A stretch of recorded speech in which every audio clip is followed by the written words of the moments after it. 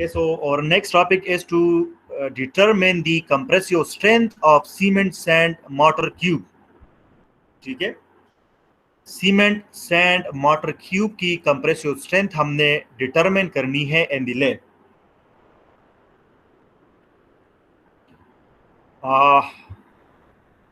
Do you know the what is mortar? आपको पता है मोटर क्या होता है?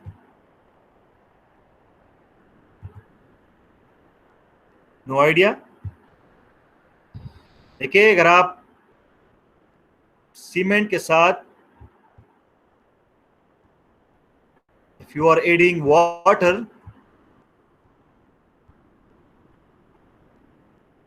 ठीक है, तो इससे हमारे पास क्या बनेगा? सीमेंट पेस्ट बनेगा. अगर आप सीमेंट के साथ पानी को ऐड करेंगे सो you will get cement paste. अब अगर आप इस सीमेंट पेस्ट के साथ अगर आप सैंड को ऐड कर रहे हैं, फाइन एग्रीगेट को अगर आप ऐड कर रहे हैं, so you will gate mortar. ठीक है, और अगर आप इसके साथ कोर्स एग्रीगेट भी यूज कर रहे हैं, then you will get concrete. अभी क्लियर हो गया? तो मॉर्टर क्या है? It is the combination of cement, water and sand. Only adding water to the cement so you will get cement paste. अगर आप सीमेंट पेस्ट में सैंड को भी ऐड कर रहे हैं so you will gate mortar, and by adding coarse aggregate so then you will get concrete. Okay, compressive strength. Any idea about the compressive strength?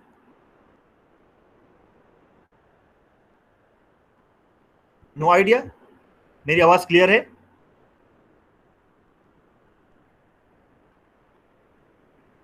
Sir ji clear है. ठीक है. आपको कंप्रेसिव स्ट्रेंथ का idea नहीं है कि क्या चीज है? तो देखिए, मैं आपको समझाता हूं. देखिए, अगर आपके पास कोई मटेरियल है या आपके पास कोई मेंबर है और इस मेंबर पे आपके पास लोड इस तरह लग रहा है, इस पे फोर्स इस तरह लग रहा है कि ये इसकी लेंथ को रिड्यूस करे, इसको शॉर्टन करे, तो इस किस्म के लोड को फिर हम कहते हैं कंप्रेसिव लोड या कंप्रेसिव फोर्स. देखिए, लोड और फोर्स सेम चीजें हैं. अब अगर आप अभी आप सिविल इंजीनियरिंग में आए हैं तो इंस्टेड ऑफ फोर्स हम लोड के टर्म को यूज करेंगे. ठीक है, इससे आप फेमिलियर हो जाएंगे. देखिए, अगर आपके पास किसी मेंबर पे लोड इस तरह लग रहा है, फोर्स इस तरह लग रहा है, ये इसके डायमेंशन को, इसके लेंथ को रिड्यूस कर रहा है, कम कर रहा है, शॉर्ट कर रहा है, तो इस किस्म के फोर्स को फिर हम कहते हैं कंप्रेसिव फोर्स. ठीक है. अब देखिए, कोई मेंबर, कोई मटेरियल, उसकी वो कितना कंप्रेसिव लोड को रेजिस्ट कर सकता है, जो मैक्सिमम वैल्यू होगी इसकी, maximum value of the load that will be resisted by a member, that will be resisted by a material divided by the cross sectional area of the material. So you will get the strength of the material, compressive strength of that material or of that member. अगर किसी member पे आप load apply कर रहे हैं और ये load आपके पास कंप्रेसिव लोड है, कंप्रेसिव फोर्स है. अब आपको कंप्रेसिव फोर्स की डिफिनीशन का पता है. अब देखिए, अगर आप लोड को इंक्रीज करेंगे, एक टाइम आ जाएगा कि आपके पास ये मटेरियल फेल हो जाएगा. तो जिस लोड पे आपके पास ये मटेरियल फेल हुआ है, ये वो मैक्सिमम लोड है जो ये मटेरियल रेजिस्ट कर सकता है. अगर इस लोड को अगर आप डिवाइड करेंगे by the cross sectional area of the material, so you will get strength of the material. ठीक है, और you will get the compressive strength of the material. अगर लोड आपके पास कंप्रेसिव लोड है, कंप्रेसिव फोर्स है, तो जो स्ट्रेंथ आपके पास होगा it will be the compressive strength. और नॉर्मली कंक्रीट को हम यूज करते हैं in structure because of its higher compressive strength. Concrete की कंप्रेसिव स्ट्रेंथ हाई होती है, इसलिए ये हम नॉर्मली स्ट्रक्चर्स में इसको हम एज अ मटेरियल यूज करते हैं. Okay, so what is the significance and scope of this test? This test method, it is used for the determination of the compressive strength of hydraulic cement mortar. देखिए हम ये test cement पे perform नहीं कर रहे, हम cement motor पे perform करते हैं। और इसका जो मेन रीजन होता है वो यहाँ पर एंड पे फिर मैंने इसको क्लियर कर दिया है कि हम सिर्फ सीमेंट पेस्ट को क्यों यूज नहीं कर रहे। हम इसमें हम compressive strength of the cement sand motor मालूम कर रहे, सिर्फ सीमेंट की मालूम नहीं कर रहे। तो इसके पीछे इसके बिहाइंड रीजन क्या है वो भी यहाँ पर मैंने एक्सप्लेन कर दिया है। So this test method it covers the determination of the compressive strength of hydraulic cement mortar using 2-inch cube specimen or 550 millimeter cube specimen। ठीक है, तो हमने 2-inch cube specimen हमने मालूम करनी है, कास्ट करनी है, और using that specimens फिर हमने we have to determine the compressive strength of the hydraulic cement mortar।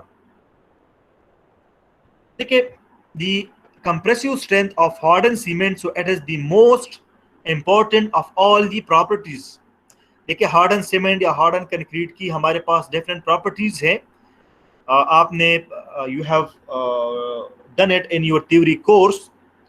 ठीक है, डिफरेंट प्रॉपर्टीज है हमारे पास हार्डन सीमेंट की, हार्डन कंक्रीट की, लेकिन इनमें से जो इंपॉर्टेंट प्रॉपर्टी हमारे पास है, it is the compressive strength of the harden cement.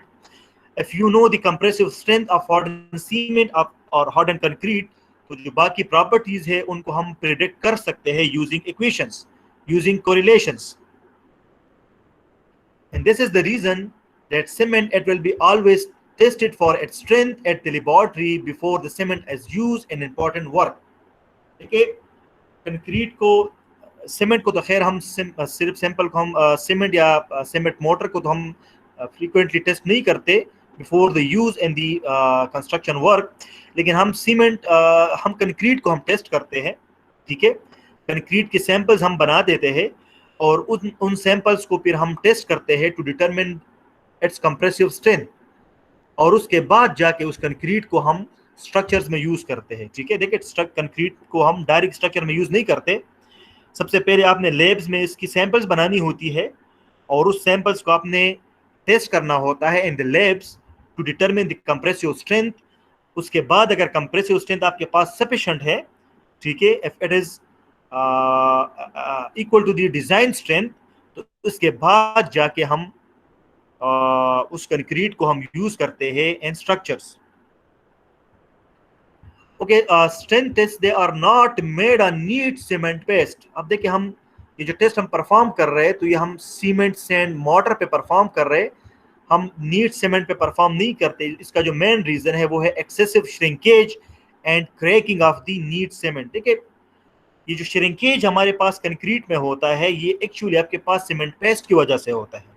Cement paste हमारे पास क्या होगा, श्रिंक होगा। जब सीमेंट पेस्ट आपके पास हार्ड हो जाता है, ठीक है, जब ये ड्राई हो जाता है तो आपके पास श्रिंकेज अकर हो जाती है, and because of the excessive shrinkage you will have crack in the cement.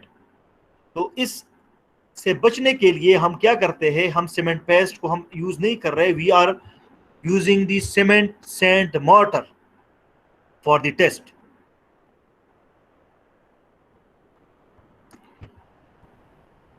Okay, what is the reference method for the test? So the reference method for the test is ASTM C109। मैं ये upload भी कर दूंगा, ASTM C109 में classroom पे upload कर दूंगा, वहां से आप इसको रीड कर सकते हैं। ये लेक्चर भी मैंने ASTM C109 से प्रिपेयर किया हुआ है। Okay, apparatus used in the compressive strength test of the cement sand mortar। तो apparatus में हमारे पास है वैंग बैलेंस और वेट बैलेंस, जिससे हमने मटेरियल्स को वेट करना है, हमने सीमेंट को वेट करना है, हमने सैंड को वेट करना है, हमने वाटर को वेट करना है। Similarly we will have glass cylinder to measure water. अगर आप वॉल्यूम में पानी को मेजर कर रहे हैं तो you have to use this. We will have a trowel or spatula for the leveling of the mortar। we will have cube mold। देखिए ये फिगर में आपको क्लियर है, ये क्यूब मोल्ड्स है, और इन मोल्ड्स में हमने क्या करना है, we have to prepare the cement हमें we have to prepare the mortar moulds, या हमने मोटर के सैंपल्स बनानी होगी इन मोल्ड्स में.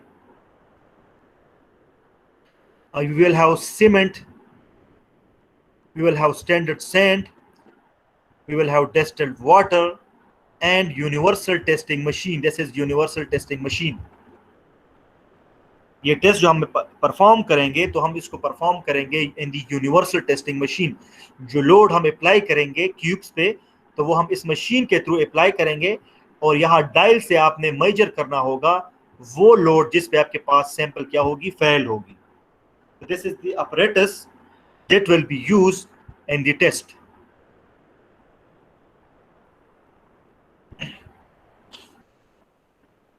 Okay, so what are the procedure?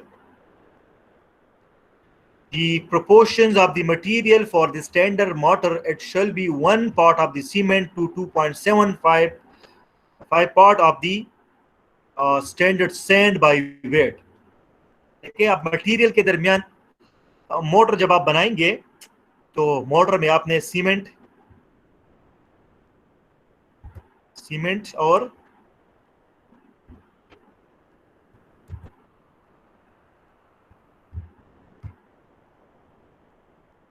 Cement को आपने ऐड करना है विद वाटर प्लस सैंड. ठीक है, तो इससे हमारे पास मोटर बन जाएगा. अब देखिए आपके पास सीमेंट कितना होना चाहिए, सैंड आपके पास कितना होना चाहिए और वाटर आपके पास कितना होना चाहिए. तो देखिए, so the proportions of the material for standard motor shall be 1 part of the cement to 2.75 part of the standard sand. आपके पास सीमेंट और सैंड में जो रेशियो होगी, जो प्रोपोर्शन होगी वो 2.71 रेशियो 2.75 होगी. अब अगर आपके पास 1 ग्राम, अगर आप 1 ग्राम आप सीमेंट ले रहे तो 2.75 ग्राम आपके पास क्या होगा, सैंड होगा. अगर आप 10 ग्राम आप सीमेंट ले रहे तो 227.5 ग्राम आपके पास क्या होगा, it will be the sand. तो देखिए ये आपके पास रेशियो होगा between the cement and sand. ठीक है, for 1 part of cement you have to add 2.75 part of the standard sand.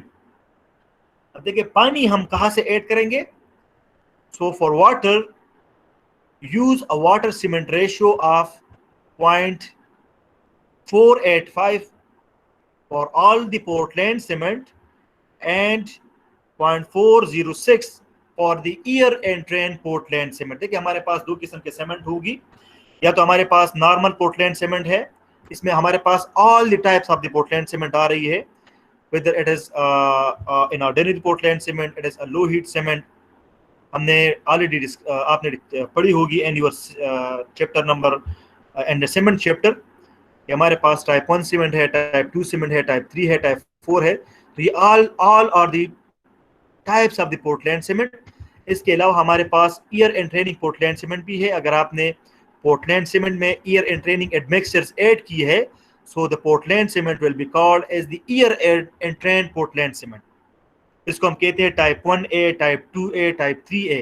ठीक है, अब देखिए नॉर्मली हम ऑर्डिनरी पोर्टलैंड सीमेंट को ऐड करते हैं, so the water to cement ratio will be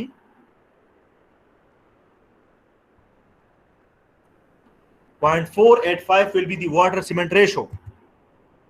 अब देखिए वाटर सीमेंट रेशियो क्या है, weight of the water divide by weight of the cement. तो ये देखिए ये रेशियो आपके पास होनी चाहिए 0.485 आपके पास वाटर टू सीमेंट रेशियो होनी चाहिए. अब देखिए we know the amount of the cement. अब देखिए सीमेंट की अमाउंट हमें मालूम होगी. ठीक है, और आपको ये वाटर सीमेंट रेशियो भी मालूम है, 0.485 आपके पास वाटर सीमेंट रेशियो होनी चाहिए. तो यहां से आप अमाउंट ऑफ द वाटर को मालूम कर सकते हैं जो आपने ऐड करना होगा इन दी वाटर. अब देखिए एसटीएम ने हमारे लिए काम को बहुत आसान किया हुआ है. एसटीएम को अगर आप देखें, एसटीएम C109 को अगर आप देखें तो वहां पे हमारे पास एक टेबल होगा ये टेबल आपको मिल जाएगा और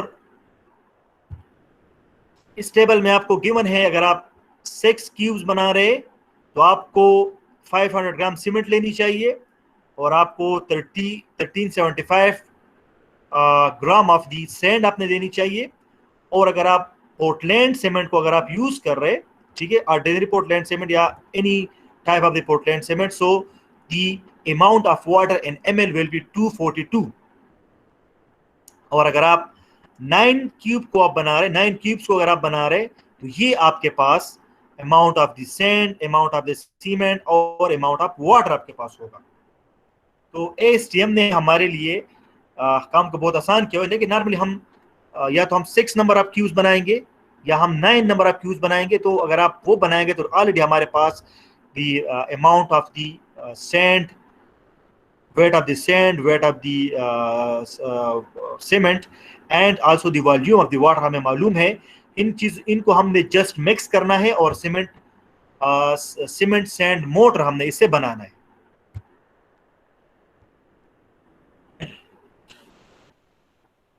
ओके, जब आप सीमेंट को आप वेट करते हैं, लेट सपोज हम 6 नंबर ऑफ मोल्ड्स हम बना रहे, 6 नंबर ऑफ क्यूब्स हम बना रहे या हम 9 क्यूब्स हम बना रहे, तो for that you have to weigh 50 gram of cement और 740 gram of cement. Similarly, you have to weight sand of this amount and you have to measure water of the required amount. इसके बाद आपने initially आपने cement और water को mix करना है, उसके बाद आपने इसमें सैंड डालना है और मिक्सिंग के बाद आपके पास सीमेंट सैंड मोटर बन जाएगा आपके पास। So after the preparation of the mix, after the preparation of the cement sand mortar, the required number of the mold should be filled with the mortar. देखिए, इसके बाद आपने इन मोल्ड्स में आपने motor को फिल करना है, ठीक है, आपने मोटर को इन मोल्ड्स में फिल करना है, ठीक है, और मोटर सैंपल्स आपने बनानी है। देखिए, the layer of the mortar about 1 inch thick is first placed in the mold। देखिए, इस तरह नहीं करना कि आपने मोल्ड कंप्लीटली फिल करना है। देखिए, मोल्ड की जो हाइट होगी हमारे पास वो 2 इंच है, तो आपने 2 लेयर्स में मोटर को डालना है मोल्ड्स में। इनिशियली जब आप अप्रोक्सीमेटली 1 इंच आप फिल करें मोल्ड को विद दी मोटर और आप इसको टैम्प करें with the tamper for 32 times. एक रॉड से आप इसको टैम्प करें ताकि ये कंपैक्ट हो जाए, ठीक है। इसके बाद जो रिमेनिंग मोल्ड है उसको आप फिल करें इन लाइक दी, जिस तरह आपने 1 इंच आपने फर्स्ट लेयर डाला था तो एक नेक्स्ट लेयर भी फिर आप डालें और इसको आप अगेन 22 टाइम्स इसको आप विद टेम्पर आप टैम्प करें, ठीक है। तो मोल्ड्स आपके पास फिल हो जाएगी। इसके बाद आपने मोल्ड्स को लेवल करना है विद दी स्पैचुला और विद द ट्रॉवल। जब आप फिलिंग को कंप्लीट कर देंगे तो then you have to place the mold in moist air for 24 hours।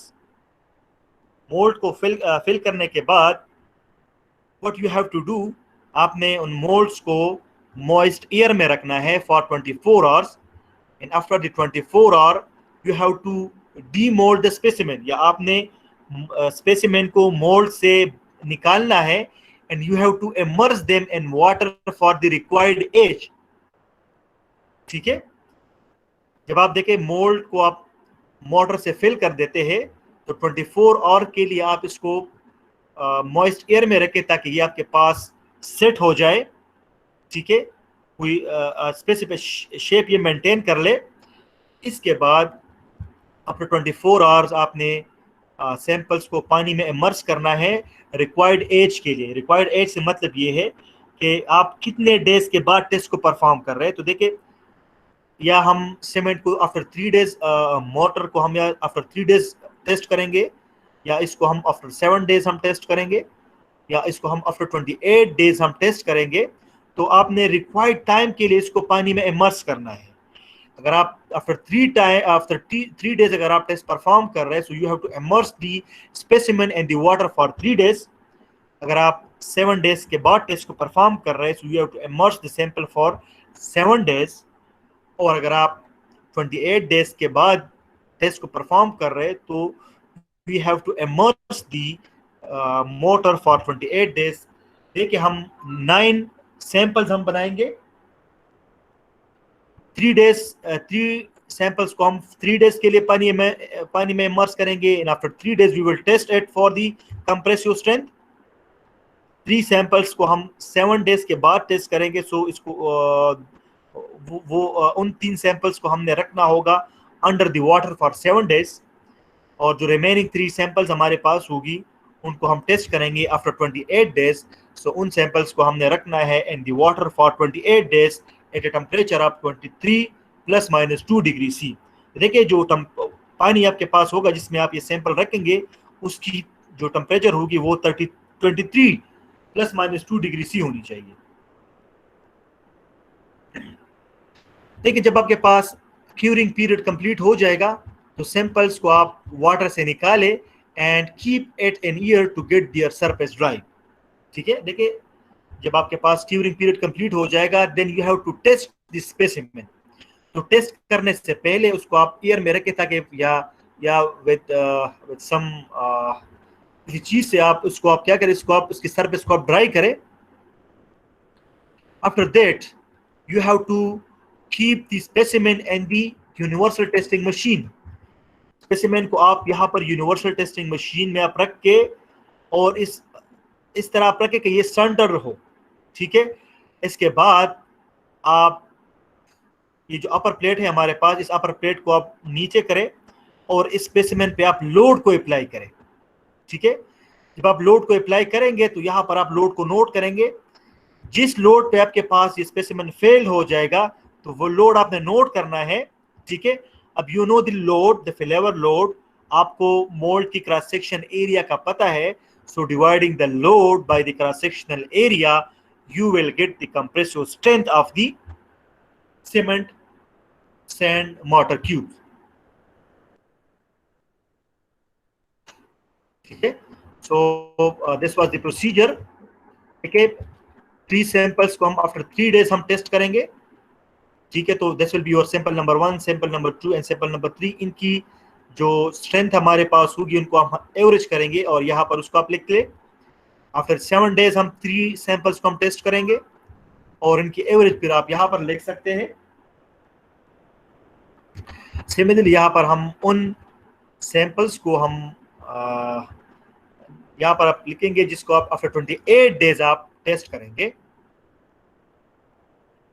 देखिए, प्रोसीजर को आप वीडियो से आप देख सकते हैं.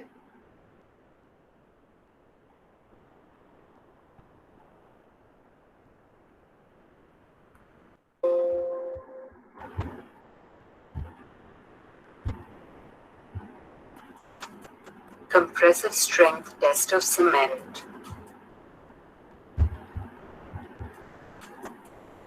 The compressive strength is the basic important data required to be considered to choose the type of cement for the construction site. The compressive strength quality of any cement is controlled by the type and the degree of adulteration in cement. The test specimens are formed in the side length of 70.6 millimeters. देखिए, ये जो video है, actually ये मैंने लिया हुआ है. जो वीडियो मैंने यहाँ पे आपको प्ले की है, so it is on the Indian standard. हमारी जो सैंपल होगी वो 50 mm तक होगी. ठीक है ना. वो क्यूब होगा और 50 mm हाइट होगा. बाकी जो डायमेंशन होगी वो भी आपके पास 50 mm होगी. तो टेस्ट प्रोसीजर हमारा सेम है, लेकिन यहाँ पर आपके हमारा जो मोड होगा, so it will be different. Size हमारा डिफरेंट होगा. 76 millimeters cubes. Generally, the specimens larger than this should not be made as cement shrinks and cracks. The temperature of water and test room should be 27 degrees. According to ASTM, the temperature should be 23 ± 2 degrees C. Plus or minus 2 degrees Celsius. the mixture of cement and standard sand in the proportion of 1:3 by weight is mixed dry. हमारा proportion था 1:2.75, ठीक है। तो ASTM का जो proportion है वो 1:2.75 है, while इंडियन स्टैंडर्ड की जो है वो 1:3 है। With a trowel for 1 minute. Then add the water to form a standard consistency paste. The materials for each cube should be mixed separately. Generally, the quantities of cement, standard sand and water are 200 gram, 600 gram and 3/4. देखिए हम कहाँ से लेंगे? तो यहाँ पे STM का table है, and you have to take the cement, sand and water from this table, ठीक है। अगर आप 6 सैंपल्स आप बना रहे हैं तो आप यहाँ से आप वैल्यूज देंगे। अगर आप 9 सैंपल्स आप बना रहे हैं तो आप यहाँ से वैल्यूज आप लेंगे। अगर आप 2 और 3 सैंपल्स आप बना रहे हैं तो आप यहाँ से मेजर कर सकते हैं उनको, ठीक है।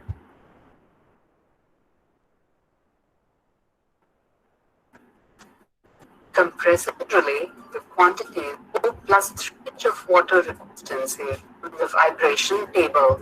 Rolled completely with the cement paste and is placed on the vibration table. देखिए अगर आप कंपैक्शन के लिए हम टैंपिंग भी कर सकते हैं भाई थ्रू रॉड्स। अगर आपके पास वाइब्रेशन टेबल है तो वाइब्रेशन टेबल को आप यूज करके आप कंपैक्शन कर सकते हैं आप the cement mortar. Vibrations are imparted for about 2 minutes at a speed of 12,000 plus or minus 400 RPM per minute. Similarly, 3 specimen cubes are prepared. The cubes are then removed from the molds and submerged in clean fresh water. देखिए after 24 our जब आप cubes को आप remove करेंगे then you have to immerse it in water for the required age. अगर आप 3 days के बाद टेस्ट को परफॉर्म करेंगे तो आप you have to immerse the cubes for 3 days in the water. अगर आप 28 डेज के बाद टेस्ट परफॉर्म करेंगे then you have to immerse the sample for 28 days. After the while, the cubes are taken out for testing in a compression testing machine. The load is applied starting from 0 at a rate of 35 Newton per square millimeters per minute. Okay, according to the ASTM, जो load आपके पास होगा वो 200 से 400 pound पर second के दरमियान में होना चाहिए।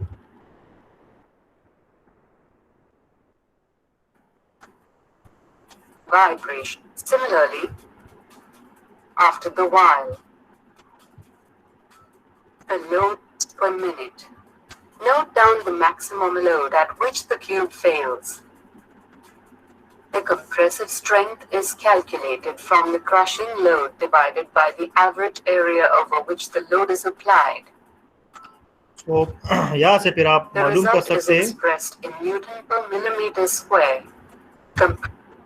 देखिए आप रिजल्ट्स को न्यूटन पर स्क्वायर मिलीमीटर में आप मिलीमीटर स्क्वायर में भी आप नोट कर सकते हैं या आप इसको पाउंड पर स्क्वायर इंच में भी ले सकते हैं PSI, ठीक है। सो